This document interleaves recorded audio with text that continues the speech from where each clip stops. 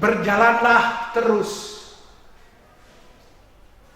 Kalau sengsara memeluki diri, seiring nyanyi angin dingin membeku di ujung cerita, di bawah langit yang serak air mata, dengan jiwa yang berani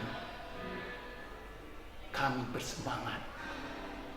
Berjalanlah terus hingga mentari merkah dan Wong Telu tetap menyala berkobar dengan semangat puisi internasional. Ajang pertemuan penyair dari 5 benua di dunia akan diselenggarakan di Bali, tepatnya Kabupaten Tabanan.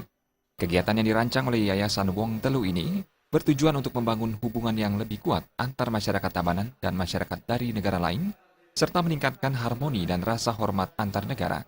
Kegiatan ini juga sebagai ruang dialog untuk saling bertukar pandangan antar masyarakat. Pendiri Yayasan Wong Telu, I Gusti Putubawa Samargantang mengatakan, kegiatan yang telah dilaksanakan beberapa kali di dunia ini nantinya akan diikuti puluhan peserta yakni Perancis, Jerman, Chile, Malaysia, India, Kanada, Swiss, Polokwane, serta Mozambik. Acara ini nantinya akan ditonton kurang lebih 500 orang dari penulis puisi dan peminat sastra budaya, siswa dan mahasiswa, wartawan, instansi pemerintah, dosen sastra sebali, editor buku sastra dan masyarakat. Ya jadilah seperti sekarang yang nanti rencananya pada tanggal 26 ini sudah penyair-penyair dunia datang, kemudian terus acara pembukaannya di sini di Bali TV.